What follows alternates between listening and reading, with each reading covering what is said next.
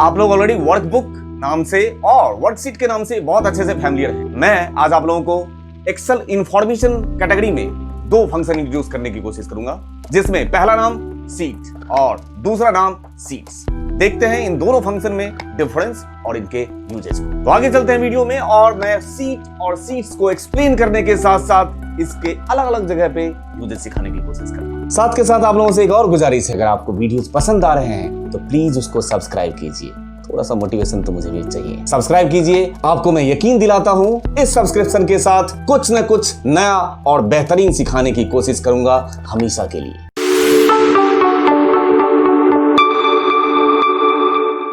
पहले सीट और फिर बात करेंगे सीट्स की।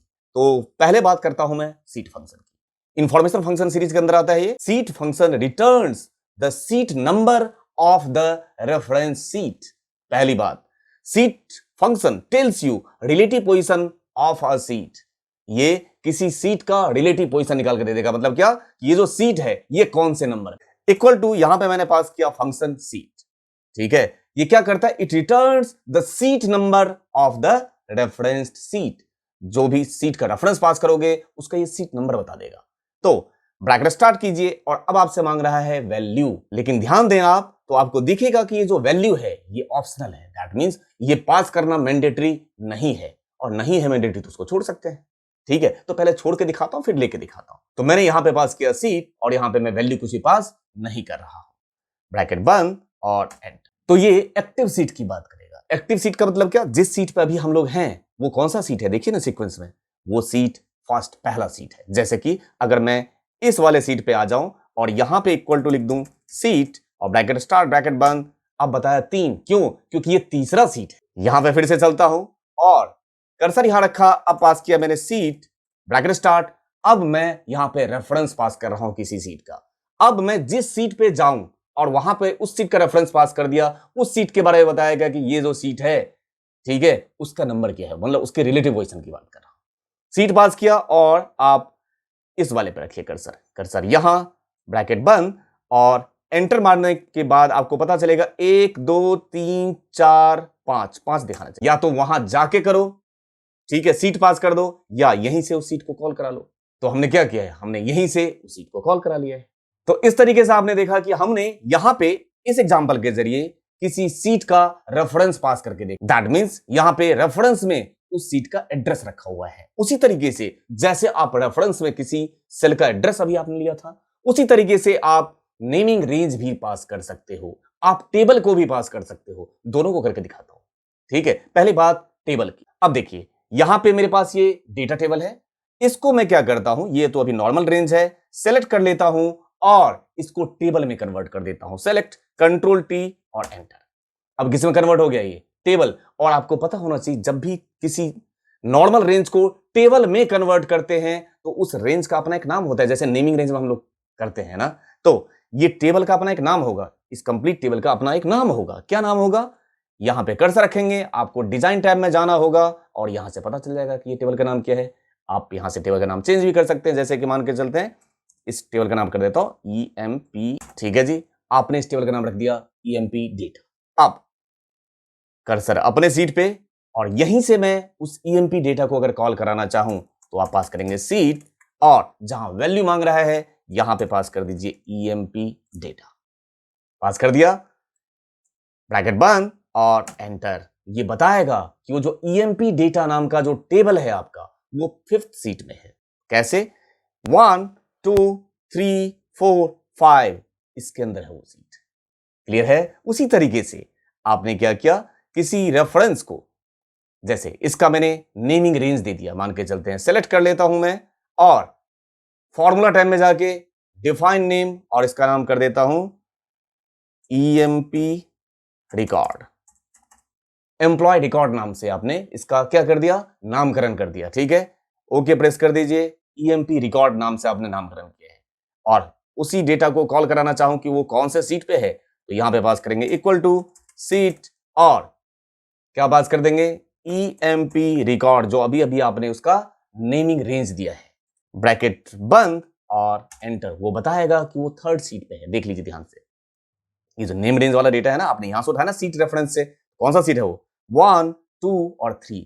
थर्ड नंबर सीट पे ये जो नेमिंग रेंज आपने पास किया है वो हमारा डेटा जो है थर्ड सीट पे है। सीट और सीट्स का ज्यादातर यूज जब हमारे पास नंबर ऑफ सीट्स होते हैं और एक की डिपेंडेंसी किसी दूसरे सीट पे, आगे चल के इंडायरेक्ट वगैरह में बहुत इसकी जरूरत पड़ेगी सीट्स की, ठीक है, तो आपको और अच्छे से समझ में आएगा। अभी मैं आपको कॉन्सेप्ट बता रहा हूं कि सीट और सीट्स का यूज कैसे करते हैं। अब यहां देखिए, यहां पे जितने भी सीट हैं उसका मैंने नाम यहां पे लिख दिया है और उसमें किसी भी सेल को एज एड्रेस ले लिया है, A1 A2 A3 कुछ भी लिख दीजिए, ठीक, वो रेफरेंस उठाने के लिए होता है। अब मैं क्या कर रहा हूं, जो सीट का नाम है उसके साथ जो सेल का एड्रेस है उस दोनों को कंबाइन कर रहा हूं। पहले उसका बेनिफिट क्या उठाऊंगा वो देखते हैं। इक्वल टू आप पास कीजिए डबल कोट्स और ये देखिए स्पेस लगा के पहले मैं दिखा देता हूं मैं क्या पास कर रहा हूं। ये सिंगल कोट्स ये पास करने जा रहा हूं, ठीक। ये जो सिंगल कोट्स होता है किसको रिप्रेजेंट करता है, ये वर्कशीट को। उसी तरीके से एक्सक्लामेशन किसी सेल से कनेक्ट करने के लिए, किसी सेल का रेफरेंस उठाने के लिए कैसे पास कर रहे हो देखिए।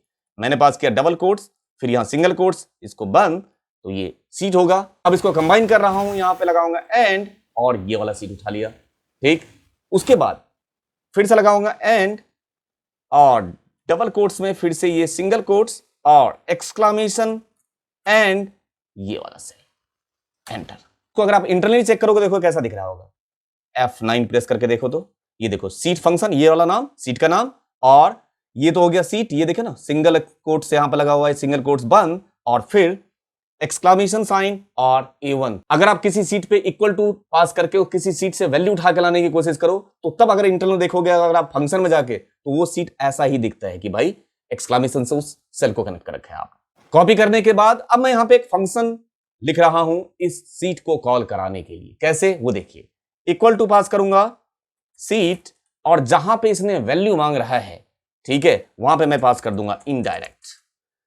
इनडायरेक्ट फंक्शन क्या करता है, किसी रेफरेंस, इनडायरेक्ट को रेफरेंस की जरूरत होती है, जो भी आप रेफरेंस टेक्स्ट पास करोगे उसको कॉल करा के लेगा। इस इनडायरेक्ट फंक्शन का डिटेल वर्जन जो आपका लुकअप सीरीज चल रहा है उसमें नेक्स्ट टॉपिक आने वाला है जिसमें इनडायरेक्ट ही पढ़ाऊंगा और बहुत डिटेल में पढ़ाऊंगा, तब इस सेल के रेफरेंस की बात करेंगे। अभी आप ये देखो कि किसी के रेफरेंस को आप इनडायरेक्टली कॉल करा रहे हो और रेफरेंस टेक्स्ट में पास कर दूंगा मैं इसे, ठीक है, ब्रैकेट बंद और एंटर। तो हमें ये उन सारे सीट्स का पोजीशन सामने निकाल के ला देगा, इनडायरेक्ट तरीके से हमने निकाला है, ठीक है, इन सारे सीट्स का हमें वो पोजीशन निकाल के दे देगा। अब ये जो हाइपरलिंक क्रिएटेड सीट है, अगर मैं उनका पोजीशन जानना चाहूं तो यहां पे मैं पास करूंगा इक्वल टू सीट और यहां पास करूंगा इनडायरेक्ट, और इनडायरेक्ट को क्या चाहिए होता है, रेफरेंस टेक्स्ट। तो रेफरेंस टेक्स्ट में क्या पास करूं, रेफरेंस टेक्स्ट में पास कर दूंगा मैं ये वाला सीट, एंड लगा दीजिए डबल कोट्स में एक्सक्लामेशन मार्क्स और इसके किसी सेल से इसको कनेक्ट कर देते हैं। जैसे मैंने पास कर दिया A1,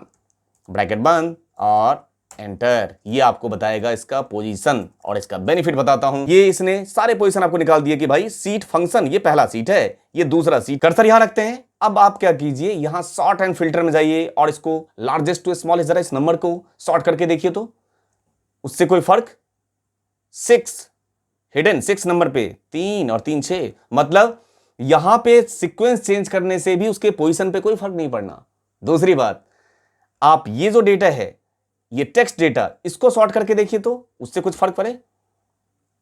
ये देखिए, मतलब आप चाहे इसका ऑर्डर चेंज करें, इसका ऑर्डर चेंज करें, जिस ऑर्डर में जो सीट होगा वो सीट पोजीशन अपने आप आपको बता देगा। इवन आप इस हिडन वाले सीट का पोजीशन अभी 6 बता रहा है ना, इसको जरा मूव करके देखिए तो यहां से इधर रख दिया और कर्सर यहां ले जाके चेक कीजिए, देखिए हिडन 5th पे चला गया। दैट मींस क्या, आप सीक्वेंस यहां पे चेंज करोगे तो वहां पे इनफैक्ट आएगा। अब बात करेंगे सीट्स की। इक्वल टू सीट्स अगर आप पास करते हो तो ये क्या रिटर्न करा के देता है, it returns the number of seats in a reference.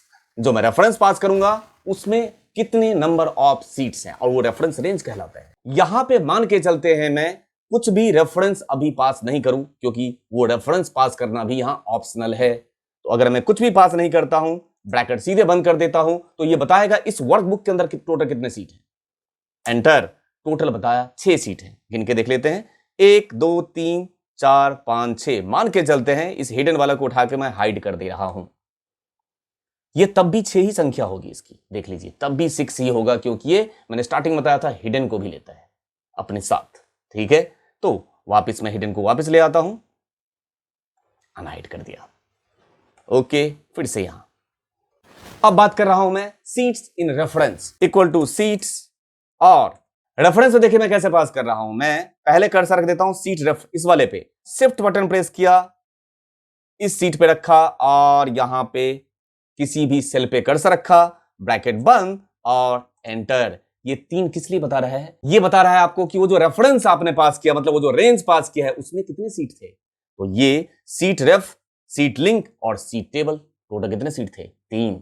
उस रेफरेंस के अंदर टोटल कितने सीट थे? 3। तो ये बात हमने किया सीट्स इन रेफरेंस। जो आप रेंज पास करोगे उसमें बता देगा कि इसमें टोटल नंबर ऑफ सीट्स कितने हैं। ये फंक्शन जिनके अभी हम लोग कॉन्सेप्ट सीख रहे हैं, इनके डिटेल इंप्लीमेंटेशन भी आएगा। आप लोग पेशेंस रखिए, वीडियो को देखते रहिए, स्टेप बाय स्टेप चीजें सीखते रहिए और ऐसा कोई भी कंटेंट, कोई भी ऐसा टॉपिक नहीं होगा जिसको मैं स्किप करूंगा। टाइम के साथ आपको हर वीडियो, हर वो नॉलेज मिलेगा जिसकी आप इस चैनल से उम्मीद करते हैं। अब आपसे मिलता हूं इंफॉर्मेशन कैटेगरी के ही नेक्स्ट वीडियो में। Thank you.